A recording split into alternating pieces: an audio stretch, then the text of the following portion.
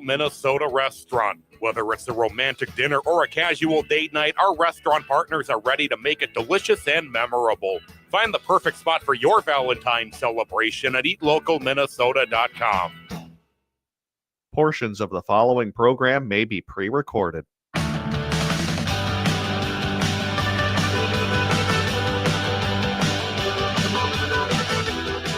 Broadcasting live from the studios of AM 950 KTNF, the progressive voice of Minnesota, and streaming live right now on our YouTube channel, youtube.com/@TheGailey Welcome to The Gailey Show. I'm your host, JP Darabagosian. In studio with me, as in every day, our executive producer, Jim Pounds. Hey, all. And in the control room, Patrick. Hey, Patrick. Good afternoon. Good afternoon. Our call-in number, 952-946-6205. 952-946-6205, or you can chat with us on our YouTube live stream. So what's on the show today? Oscar drama as the first trans actress ever nominated for an Oscar for Best Actress has been dropped by Netflix, and probably for good reason. And in the greatest entertainment news of 2025, Buffy the Vampire Slayer is coming back. I'm going to talk all about it. We're definitely going to take your calls because I want to hear your queer Buffy the Vampire Slayer stories. The Department of Education is ending its support for LGBTQ students. But first, the economy. So the AP has a story out earlier today. Headline, U.S. inflation got worse with rising groceries and gasoline prices, saying that inflation accelerated in January as the cost of groceries, gasoline, and rents rose. And maybe all of you know this who are listening right here. And the question is, how do we start to convince people that MAGA is not good for the economy? And that was something that obviously all of us heard over and over and over again, that MAGA and Trump are better for the economy, and that's why we're going to vote for him. And he promised on day one that he was going to lower gas prices, that he was going to lower grocery prices, that rents were going to come down, that all of our checking accounts, all the money in there was just going to go up, up, up, and up, up. Well, what policies has he actually done and implemented in his first month to do that?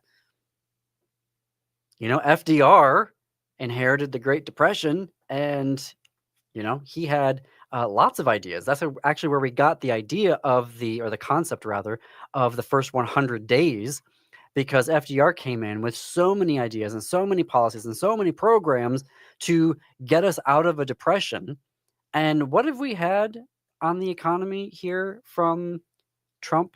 Tariffs that they keep having to roll back because they're realizing that they're going to tank the economy, or at least tank the stock market. There was a very interesting reporting when he tried to roll out the tariffs a couple Saturdays ago against Mexico and Canada, that the reason why it happened on the weekend was because they were trying to get the markets in a better place so that the markets wouldn't tank when the tariffs were announced. So they thought that they could sort of roll it out and then talk to a bunch of people and keep the stock prices from going down. And they sort of were achieving that on Monday, and then it wasn't going anywhere. And then suddenly all those tariffs against Mexico and Canada were quote unquote paused.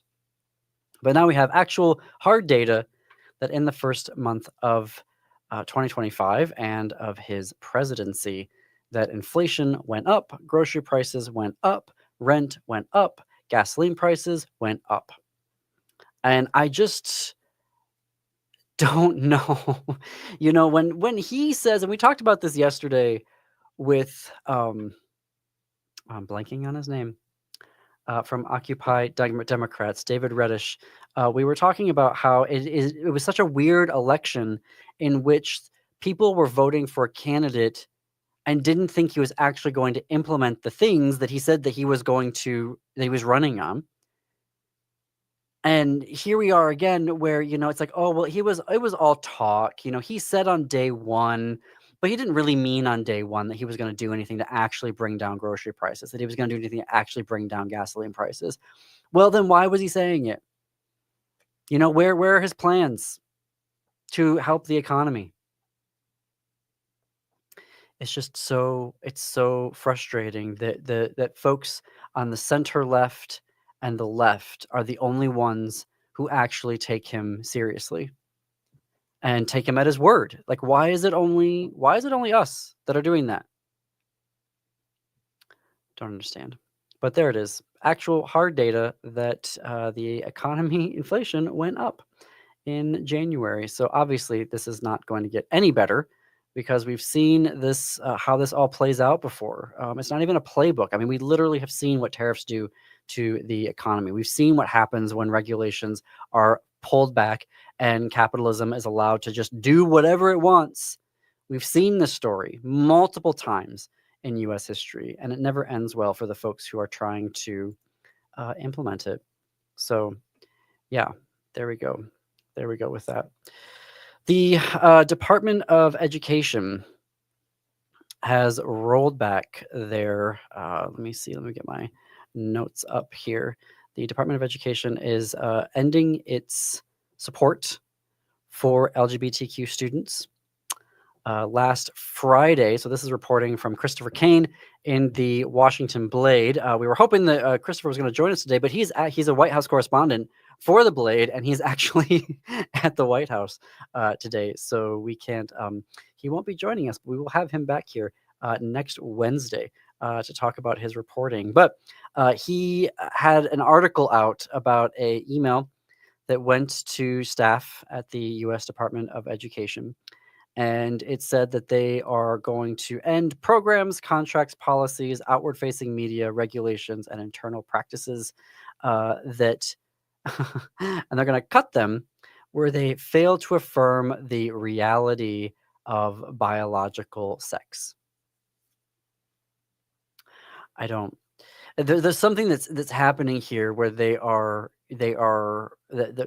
media, and I don't want to necessarily call out Christopher about this. I'd actually like to ask Christopher, and we will next Wednesday, about how folks, journalists and editors are reporting this idea of gender ideology. And the gender ideology that he is putting on us is complete bunk, easily disprovable.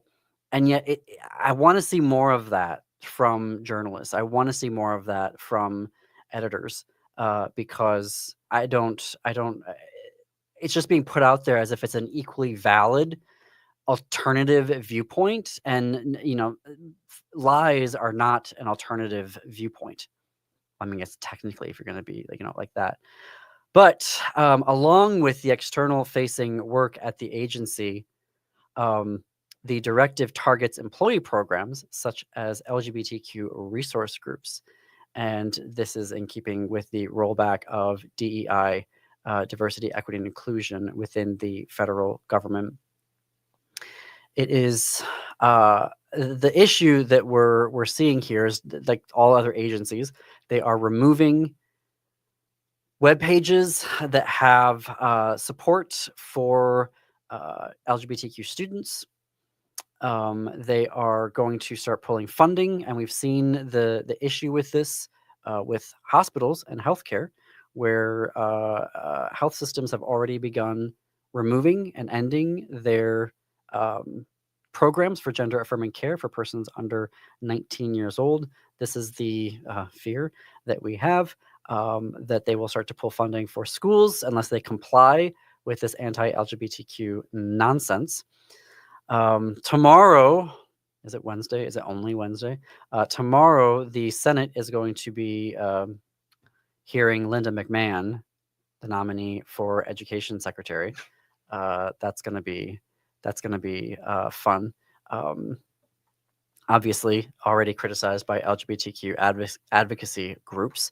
GLAAD has reported that McMahon helped launch and currently chairs the board of a conservative think tank that has campaigned against policies supporting transgender rights in education. Fun fact, NBC News was reporting yesterday that Trump plans to issue an executive order that abolishes the education department altogether. But that would require an act of Congress. But with Elon Musk just firing but trying to buy out all staff, federal employees. That's a de facto way of abolishing a federal agency. Just get rid of all of your staff members. Here's the thing. I think that the overwhelming majority of queer people understand, I mean, the 86% who voted for Harris Walls, that you cannot talk about queerness without talking about gender identity. It's literally just not possible when the LGB of the acronym, so lesbian, gay, bisexual folks, are talking about who they are attracted to, who they want to have as their partners. We're talking about gender identity. So I hope that we recognize that, because there is this idea that they can, split us up. I think that there are calls that we could just do LGB without the T. I saw that nonsense on social media last year. I know that there have been leaders in the Twin Cities who said they've had way too many conversations within the community about, why don't we just, split off gender identity from LGB and just have two different, groups, which is just absolute nonsense. Like, you cannot separate the two of them. So here we are with and this is going to have drastic effects here, because if they start pulling funding from local school systems, then gender neutral bathrooms are gone, books on bookshelves are gone, gay straight alliances are gone, courses, so social studies courses, history courses, political science courses, those could be gone as well. And, like we saw in Florida, you can't even put up a rainbow flag or rainbow sticker or this, I'm an ally. A teacher can't put like that stuff on their desks or in their classrooms. It is, yeah. And I wish that, we could find ways of resisting this. And there's something that I think that we're all trying to figure out, the resistance to this. Curious about your ideas. 952-946-6205, 952-946-6205, specifically how agencies can resist what's going on here in all of this anti-LGBTQ Project 2025 implementation. We are going to take a break. We're going to have more on the flip side. We're going to be talking about something that's just so disappointing. I'm really bummed out about this, about the first trans actress to ever be nominated for Best Actress at the Oscars, and this has just turned into a complete disaster. You're listening to The Gailey Show.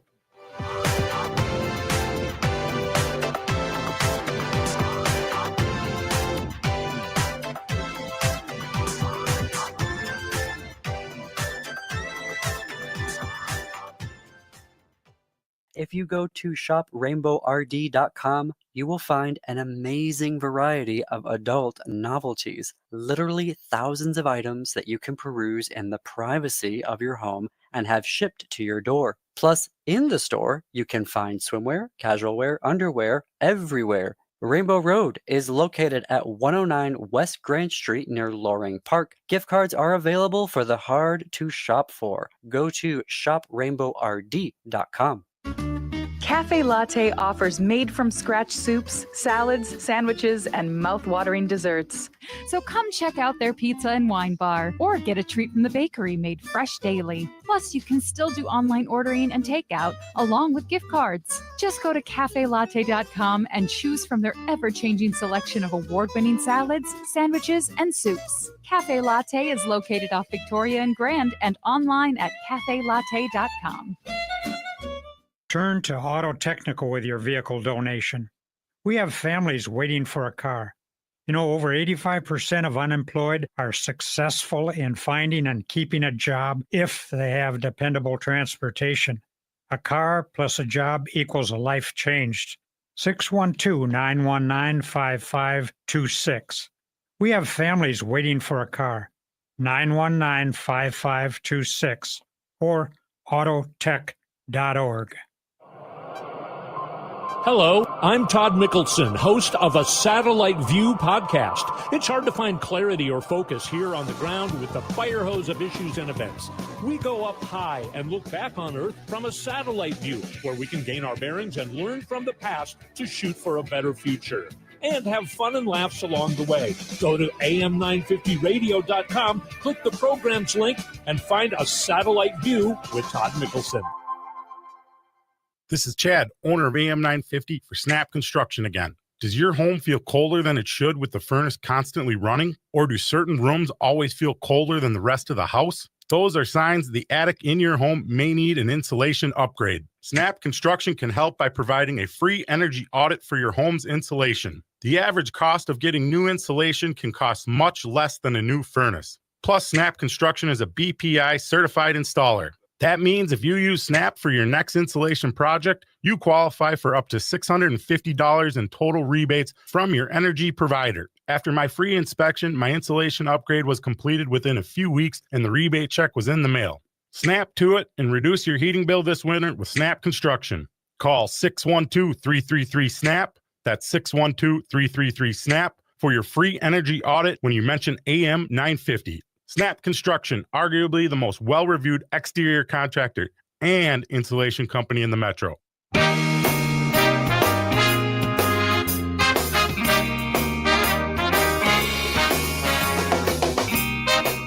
Welcome back to the Gailey Show. I'm your host, JP Derbogosian. Our call-in number, 952-946-6205, 952-946-6205. We were talking about the inflation, the economy is going the wrong way, despite promises that he was going to fix it on day one.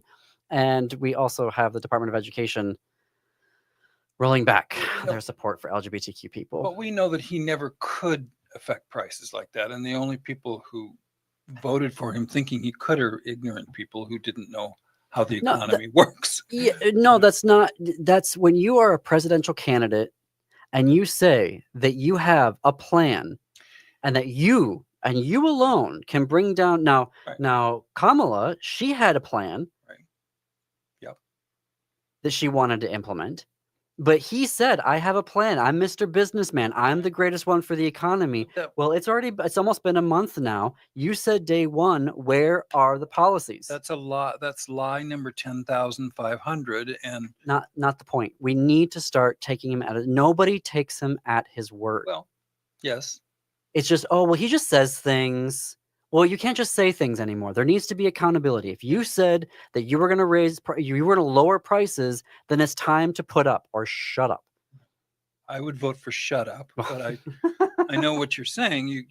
It's the ignorance of people who would go, oh, well, I guess he's going to bring our prices down. But that's a false assumption from the beginning. So I think you're right. We need to keep saying it. If you watch how he reacts to that question, he doesn't have an answer because he was lying from the beginning, and he's still lying. But that's what I'm talking about, and particularly from corporate media. You know, if when Biden said that he was going to bring down inflation and he passed the big Inflation Reduction Act, Mm-hmm. and it wasn't bringing down inflation because, hello, it was a big, massive piece of legislation that was still going to take years for it to start to see the benefits of it, but it did have some macro level short-term things to try to bring down inflation. Yep. They pilloried him. Right. Everybody, even on the left, was saying, oh, the inflation isn't coming down and the inflation isn't coming. Look how this is a huge liability for him. Okay, well, Trump says that he's going to bring down inflation, but doesn't, and nobody talks about it being a liability. Right. So I don't understand why we are letting him off the hook. Why is it always that he's just saying things? He doesn't really mean it. That's just something you say that you're going to bring down prices on day one. You actually, it takes some time to put together. Why does he get that leeway? We're not giving him that leeway. I can't speak for others, but I've never given him that leeway, and I don't think any of us should either. And I think we should do what you're doing, which is call him out on it, call them out on it, call anybody else you can out on it, your relative or your neighbor or your coworker out on it, because there's truth and there's lying. And I guess we're trying to be the party of a little more truth if we can be, right? Yeah. I mean, trying. Now, the thing about it, Department of Education that frightens me a little bit is that they do have some influence and control about that, and all we can do is try to lift people up, as as we try to do, and say, if you don't get support at school, then you're going to have to get support someplace else. And all we can do as individuals is try to give that support, because I think that's a very frightening situation. We can't put a rainbow sticker up. That's how insane these people are, that they would literally say that little bit of positivity in someone's life, we can't give them that because we're that dark of human beings. But and that's what's happening in Florida. That the Don't Say Gay bill. It's happening. That became the Don't Say Gay law. It's happening in suburban Milwaukee, Wisconsin. There's a school district there that does not, Wanakee, I think, that doesn't allow the teachers to put a rainbow flag up in their room because they're not. That's an inhuman response, and so we have to call it that. We have to say shame on you, whether you're in Florida or in suburban Milwaukee, Wisconsin. Knocking people down is what bad people do. Lifting people up is what good people do. And we just have to those are the basics of good human behavior, right? We have to keep modeling good human behavior, encouraging good human behavior, and calling the people that don't seem to know how to behave like good humans what they are. I don't know what to do in a more macro way than that, except model good behavior, reward it when it's good, and criticize it when it's bad.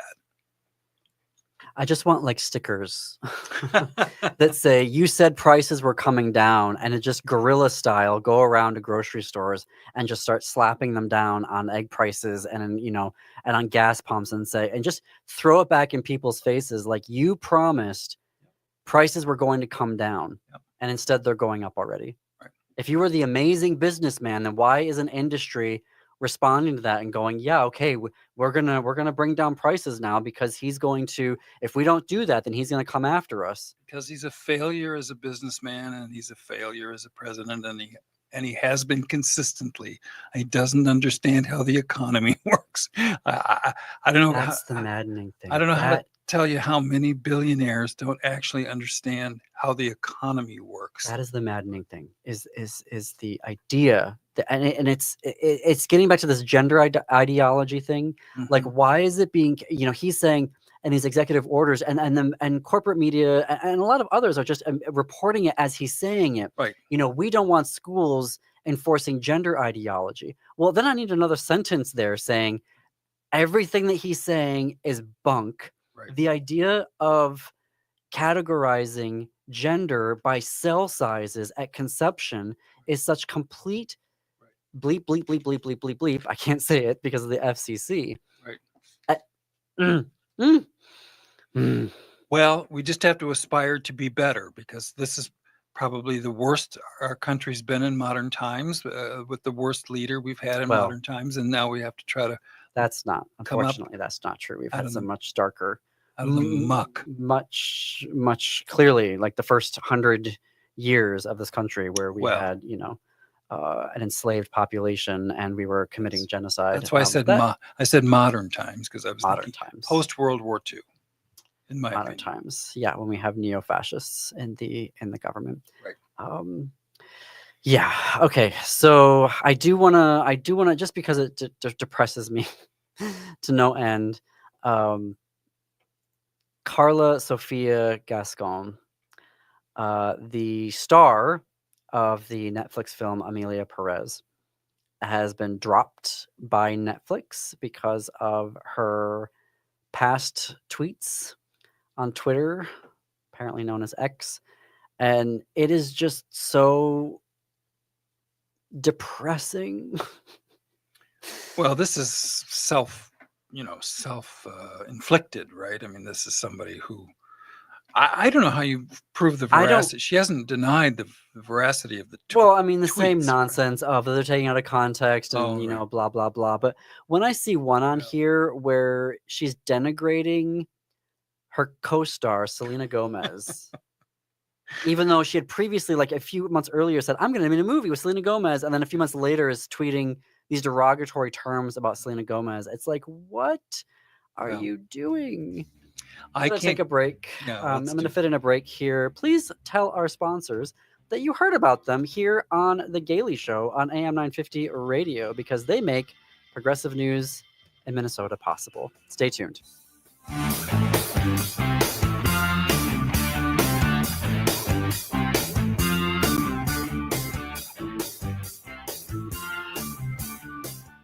This is Santita Jackson, Minneapolis, St. Paul. I couldn't be more excited about starting our days together, Monday through Friday, 6 to 8 a.m. Central, on the Progressive Voice of Minnesota. At Queermunity, savor our seasonal menus from our chef, June Day, a James Beard Awards semifinalist. We feature locally sourced foods grown and produced by queer and BIPOC farmers. A full-service cafe offering your favorite cold brew coffees, hot teas, cider spritzes, and our very own house-made chai lattes. Start your day with our smoked bacon and egg breakfast sandwiches served on a biscuit with chipotle mayo and cheddar cheese. Vegan? Try our vegan sausage, egg, and cheese. For lunch, pair our seasonal salads and soups with a caprese panini served on Rose Street baguettes. Try one of our chickpea salad sandwiches, or enjoy the comfort of our grilled cheese with mouth-watering provolone, cheddar, and Gruyere melting on Rose Street breads. We serve sweet and savory pastries, and check out our new bar menu featuring local beer, wine, and custom double hard seltzers. Mention AM 950 at the cafe register for a free beverage with entree purchase. The Queermunity Cafe is open 7 days a week, 8 a.m. to 8 p.m. More info at queermunitymn.com. Hi, this is Frank Brown of Minuteman Press Uptown with a question for our local leaders. How do you reward your employees? How do you appreciate your business partners? Thousands of local organizations just like yours count on Minuteman Uptown for promotional products. We craft custom awards and plaques. We print your logo on apparel, office supplies, and thousands of other items. Minuteman Uptown helps you reward employees and stay top of mind with customers and vendors. We print everything. Contact us today at mpuptown.com. Hi, I'm Scott Shambot from Shambot Family Dentistry. We're the fear-free, shame-free dental office. We know dental anxiety and dental phobia are real. We'll take the time to get to know you and give you what you need to be comfortable at all times. We offer free nitrous oxide laughing gas and have high-tech options to help you feel calm and relaxed during your appointments. We'll help you get through every appointment in the most pain-free way possible. If you're having a dental emergency, we'll try and get you in the same day you call because we don't like to see anyone in pain. As my daughter Rachel says, if you don't see my dad, please see another dentist. Take care of your teeth because they're the only ones you get. This is Chad, owner of AM 950. I've been going to Shambot Family Dentistry for years. They get me in last minute when I'm in pain and make regular checkups easy and comfortable. Shambot Family Dentistry in Hopkins and St. Paul. Find them online at shamblotfamilydentistry.com or call 1-800-FIX-MY-TEETH. With your AM 950 weather, I'm Patrick Lilia. Snow possible today with a high of 8, then tonight clearing with a low of 10 below. Show your love this Valentine's Day with a gift from an AM 950 advertiser. Whether it's a romantic dinner or a unique local shop, you're sure to find something perfect. Don't forget that many even offer gift cards. Support local businesses and AM 950 this Valentine's Day. Find a list of our advertisers at am950radio.com. You're listening to AM 950, the progressive voice of Minnesota.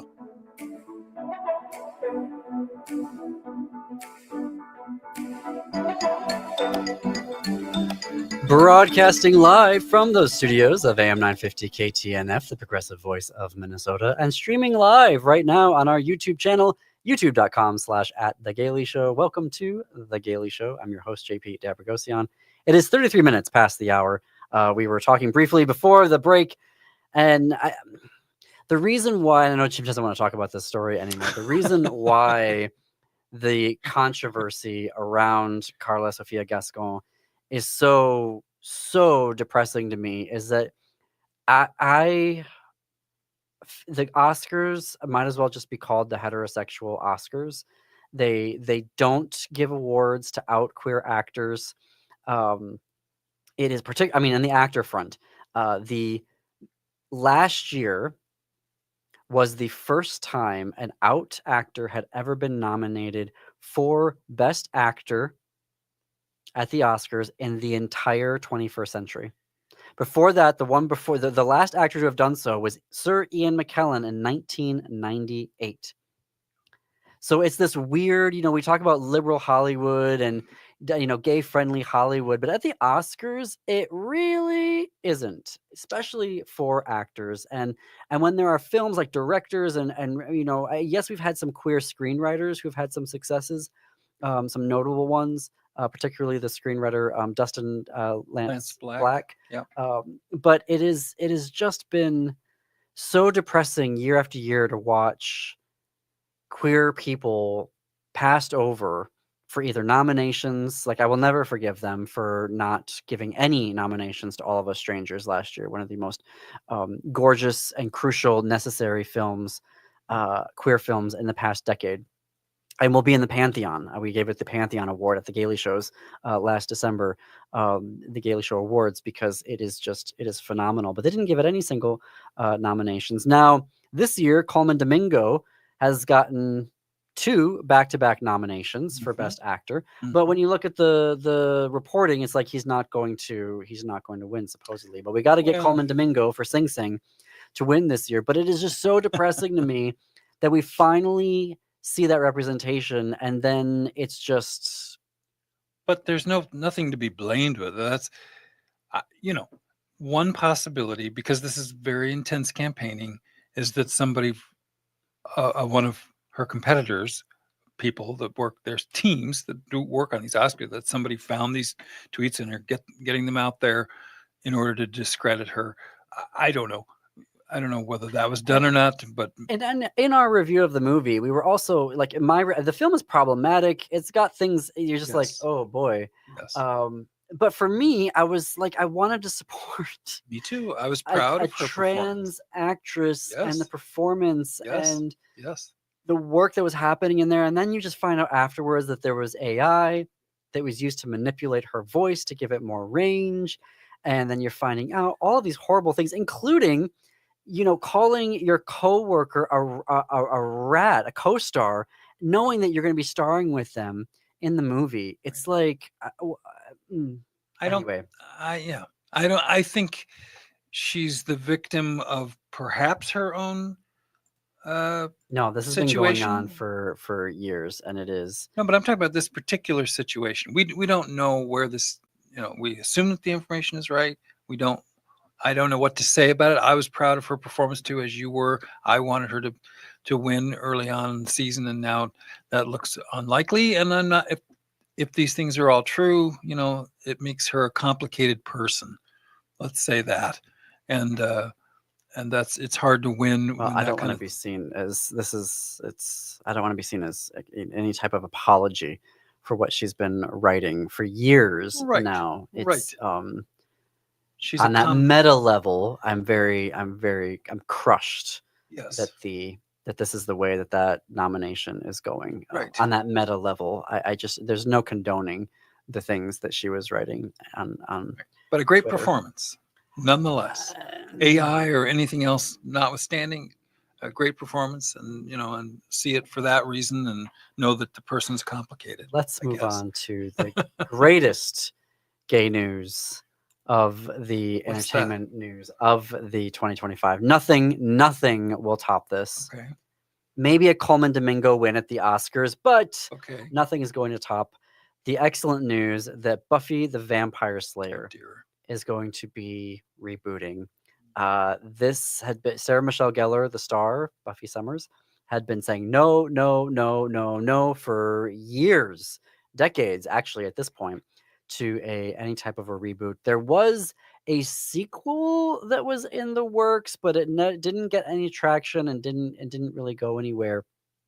And Sarah Michelle Gellar went on Instagram and said that recent work that she'd been doing that was part of continuations of franchises made her think, oh, maybe there is a way of not tarnishing the legacy of Buffy the Vampire Slayer, which I do appreciate her, ardent defense of not wanting to do anything that would, go, oh, wow, what did they do there?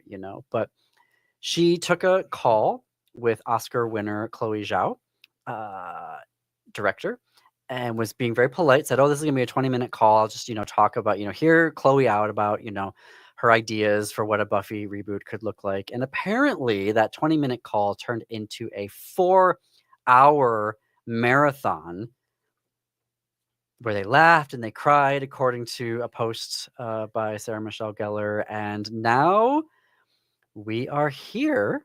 It is officially in the works. Sarah Michelle Gellar will return as the titular character. I want to hear your thoughts about this. 952-946-6205. What is your queer story as it relates to Buffy the Vampire Slayer? Because this series holds a huge iconic status within the queer community, which is why I'm devoting time to this particular story. And also for my own self, as an individual living and loving and trying to survive on this planet.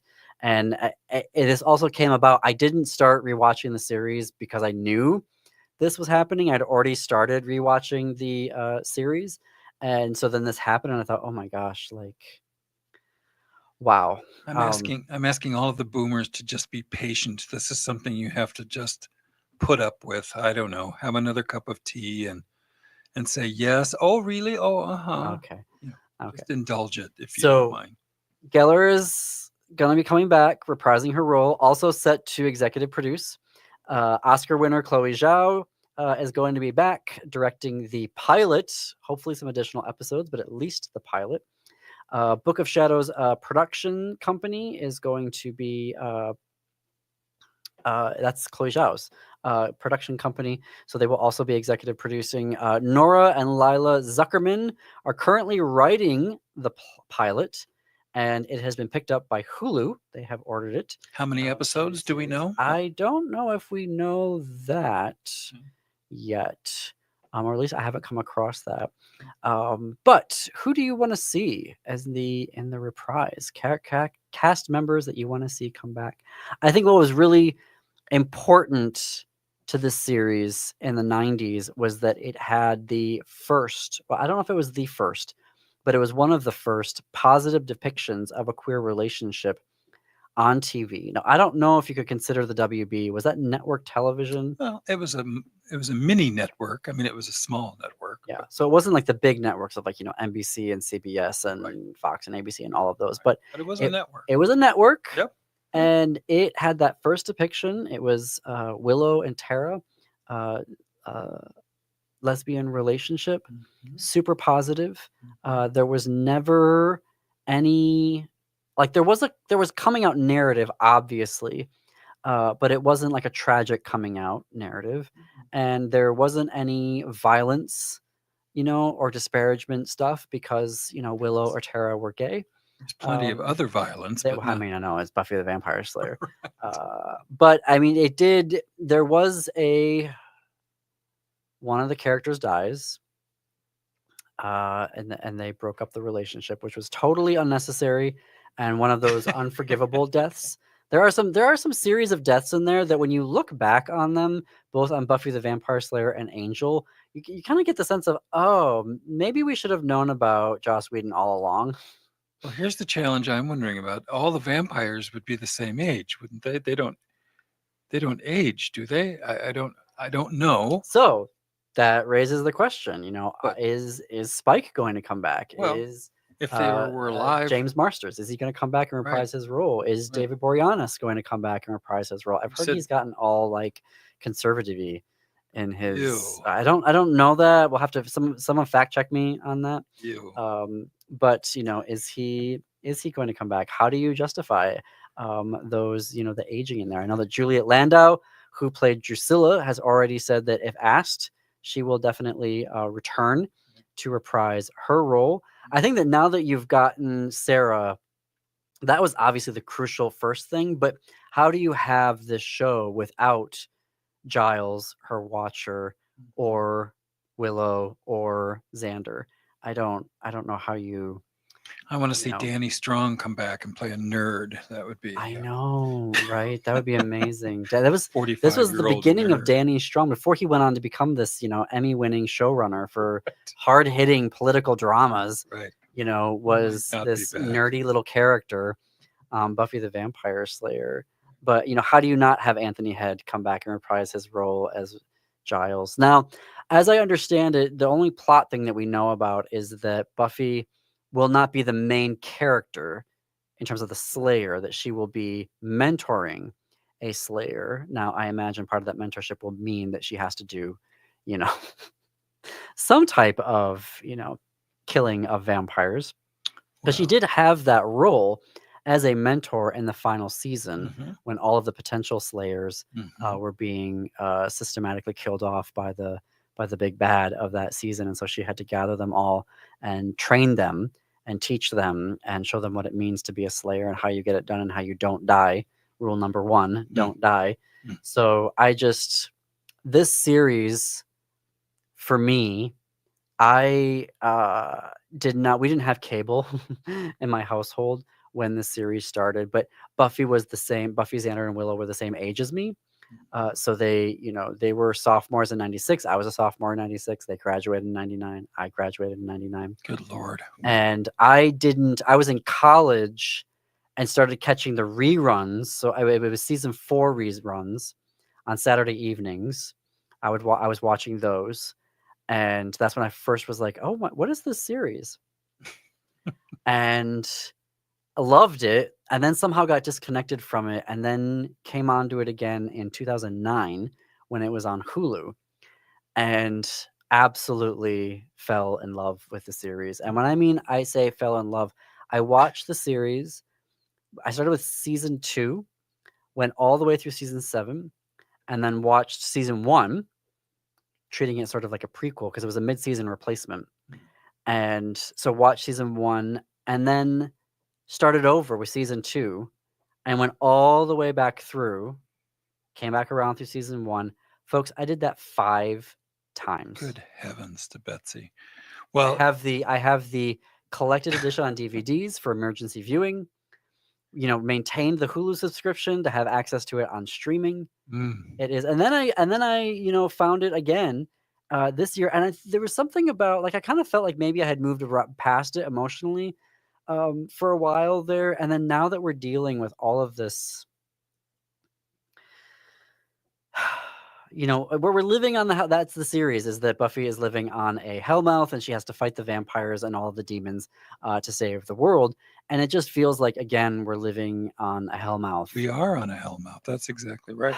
And there's just something very emotionally satisfying about this series. And even there's a storyline in season 2 where Buffy comes out to her mom as a Slayer, and they use all of the same language around coming out, you know, where her mom's like, well, are you sure about this? And have you tried not being a Slayer? And, you know, even the language around it's dangerous wasn't really language around dangerous being a Slayer. It was more of like that language that we get as queer kids from our parents around how, you know, you're all going to catch a STD life, or you're going to get, you know, HIV and, you know, all of that stuff. Anyhow, we're going to take a break here. More to come on the Gailey Show. Still going to be talking about Buffy a little bit, but also Pope Francis is coming for Trump and JD Vance, and I love it. Stay tuned.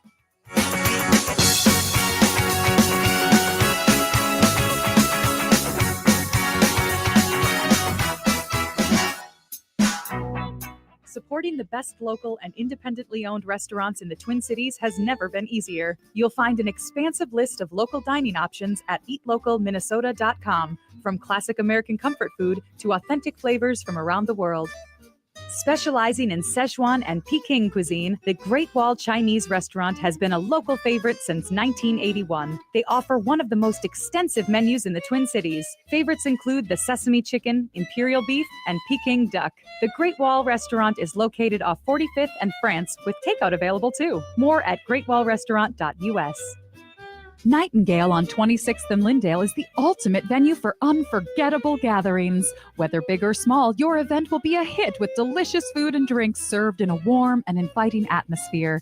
Plus, Chef Carrie's special creations add that extra touch. Craft cocktails, curated drinks, and a diverse menu make Nightingale perfect for any celebration.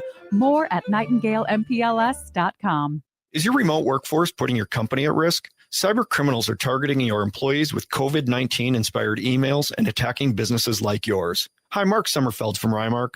Rymark has the tools and expertise to enable your employees to work securely from home. If you need help getting your staff to work remotely and securely, call 651-328-8900 or go to rymarkit.com. That's 651-328-8900 or rymarkit.com. End-of-life decisions are not easy to make.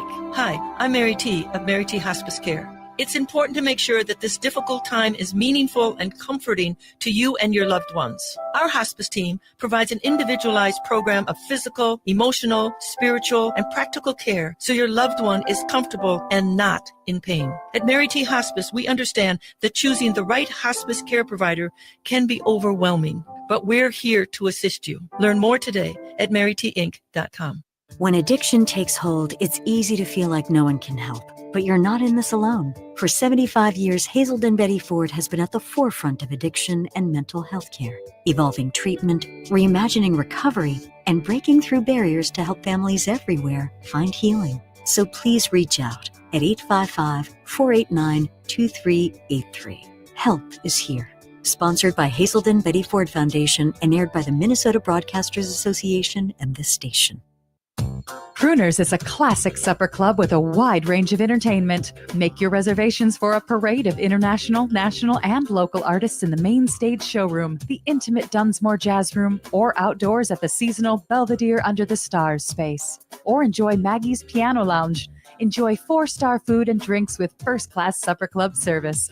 What are you waiting for? Go to croonersmn.com for more information and schedule. That's croonersmn.com.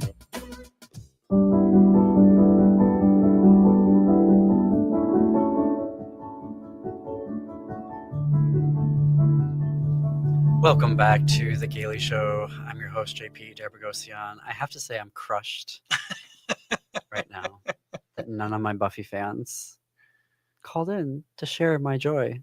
They're probably I'm waiting. crushed. They're waiting for the word for this to get out, and then they'll start gathering. I don't.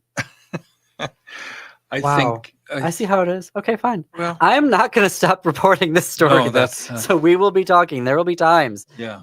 for you all to be calling in to talk about Buffy the Vampire Slayer. But it is because good This as- is an iconic show of queer history, and I have a feeling it's going to be again. It is good escape, isn't it? I mean, we all need a little bit of Not just something else escape. to That's the focus thing. It was such an amazing metaphor of what's happening in queer lives for queer kids right Yes. now. It was so like Others. seeing your reflection, seeing your life reflected back on TV and how to navigate all of these major issues. It was just amazing. Speaking of amazing, Pink News. I love this headline in Pink News. Pope Francis takes aim at every single absurd theological claim by J.D. Vance in a scathing letter. So J.D. Vance, obviously, is an expert about everything. Yeah. Or nothing. This guy. So the Pope has written an open letter to U.S. bishops in which he has gone after the immigration policies of the Trump. Well, that was inadvertent. That was Trump Vance. The Trump Vance. The Trump Vance. Keep it together. Just got a bumper sticker out of that. Trump Vance administration. Hmm. And it was here. So Vance used a medieval Catholic concept known as Ordo Amoris, which apparently means the order of love, to justify the deportations and everything else that's going on in these, this immigration policy. And the Pope apparently said in his letter to the U.S. bishops, Christian love is not a concentric expansion of interests that little by little extend to other persons and groups. He said the true Ordo Amoris that must be promoted is that which we discover by meditating constantly on the parable of the Good Samaritan, that is, by meditating on the love that builds a fraternity open to all without exception. Now, I'm not a Catholic. I am not a Christian. If you want really good commentary on the religious perspective, Matt McNeil does a fabulous job of breaking everything down. Of how this administration, they are not Christians and they do not abide by Christian moral and ethics. And John Fugelsang also has his own podcast and on the Stephanie Miller Show and the Sexy Liberal Tour. I mean, also does a absolutely fantastic job of skewering them and pointing out the hypocrisy. But I just love how the letter from the Pope, David Gibson, who is the director of the Center for Religion and Culture at Fordham University, commented on the Pope's letter saying that, quote, "It takes aim at every single absurd theological claim by J.D. Vance and his allies and conservative Catholicism and the Catholic electorate," which is absolutely, it's delicious. It's absolutely delicious. The thing, well, you and I were talking about this earlier, Jim, before the show, about how, and I don't know how this works, and I guess we have some time left, a few minutes left in the show. So if you are listening and you're Catholic and you can speak to this, 952-946-6205, 952-946-6205, can the Pope tell the cardinals and bishops in the U.S., this is the official interpretation, and this is the official stance that you need to be taking on these issues, since you are part of the Catholic Church, and I am the voice of God here on earth, or not the voice, but I'm the Pope. I'm the ultimate arbiter of what is Catholic faith and tradition. I worked for a Catholic college for 12 years, and I would say my, I'm not an expert either, but my interpretation is that Pope may very well say that and may very well do that. And then I feel like there's some interpretation of that message, which everybody puts through their own meat grinder, whatever that is, and comes up with, whatever kind of sausage they want to try to justify. So I don't think he has the ability to insist in some absolute way that everyone conform, but I think he's giving guidance, he's giving advice, he's giving fatherly, direction to the flock, and but whether the individual other power people within the church probably do exactly whatever they want, I suspect, whatever serves their personal interests is my opinion. So I don't think there's a law that comes down that everybody has to comply with. I think they all know that these people aren't religious. I think they know, if they're educated, they know that already. Wow.